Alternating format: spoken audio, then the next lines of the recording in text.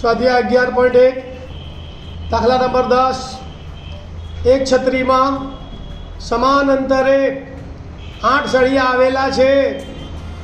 છત્રીને 45 centimetre ત્રિજ્યાવાળું સમતલીય વર્તુળ ધારી છત્રીના બે ક્રમિક સળિયા વચ્ચેના ભાગનું ક્ષેત્રફળ શોધો.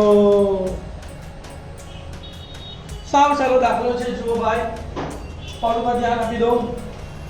તો એક છત્રીમાં સમાન અંતરે 8 સળિયા આવેલા છે. એટલે છત્રીનો આપણે વર્તુળાકાર ભાગ દોરીએ તો એના કેટલા ભાગ પાડી દઈએ? 8 ભાગ પાડી દીધા. બરાબર, 8 સળિયા આવેલા છે.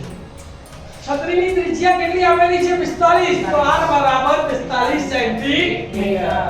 પછીનો પોઈન્ટ આપેલો છે, છત્રીના બે ક્રમિક સળિયા વચ્ચેનું ક્ષેત્રફળ શોધવું છે આપણે. બરાબર, તો આ છત્રીના કોઈ પણ બે ક્રમિક સળિયા વચ્ચેનું આપણે અંતર લઈ લઈએ તો આ લઘુવૃત્તાંશ થયો કે ના થયો? તો લઘુવૃત્તાંશનું ક્ષેત્રફળ શોધવા માટે કેટલી વસ્તુ જોઈએ? બે, ત્રિજ્યા અને થીટા. તો ત્રિજ્યા 45 આપેલો છે.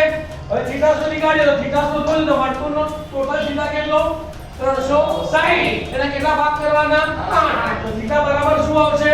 360 ભાગ્યા 8. તો 8 ચોક 32. 8 ચોક 32. 36 માંથી 32 જાય કેટલા વધે? 4. ઉપર ઉતારી શું એટલે 40 થયા. 8 પંચાને 40. તો કેટલો અંશ આવ્યો? થીટા બરાબર 45. સૂત્ર આવડે એટલે દાખલો આવડે. બે સળિયા વચ્ચેનું ક્ષેત્રફળ બરાબર લઘુવૃત્તાંશનું ક્ષેત્રફળ. લઘુવૃત્તાંશના ક્ષેત્રફળનું સૂત્ર શું? પાઈ r સ્ક્વેર ગુણ્યા થીટા અપોન 360.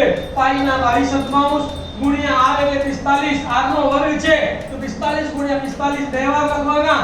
થીટા પણ 45 છે, 45 અને છેદમાં 7 ગુણ્યા 360. 45 8 360. બે ભાગ ચાલશે. 2 ચોક 8 અને 2 આયા 11. હવે ભાગ ચાલતો નથી. કૌંસમાં અહીંયા કેટલા વધ્યા? 11 ગુણ્યા 45 ગુણ્યા 45. તો કેટલા વધ્યા? 11 ગુણ્યા 45 ગુણ્યા 45. છેદમાં 7 અને 4 વધ્યા તો 7 ગુણ્યા 4. 45 નો વર્ગ આપણને ખબર છે, છેલ્લે 5 આવે તો 5 નો વર્ગ 25. 4 પછીની સંખ્યા આવે 5 તો 4 25 એટલે 2025. તો 2025 ગુણ્યા 11. 11 એકલાનો વડિયો આપણને આવડે છે. એક વડે ગુણાકાર નહીં કરીએ. 11 પંચા 55 નો 5 વડો વધી પડી 5. 11 દુ 22 22 ને 5 27 27 નો 7 વડો વધી પડી 2. 11 ગુણ્યા 0 એટલે 0. 0 વત્તા 2 એટલે 2. અને 11 દુ 22 22 ના 22. તો કેટલો જવાબ આવ્યો? 22275 છેદમાં. તો અહીંયા લખી નાખો 22275 છેદમાં 28 સેન્ટીમીટર સ્ક્વેર. આનો ભાગાકાર પણ કરવાની જરૂર નથી. આ આવી ગયો આપણો જવાબ.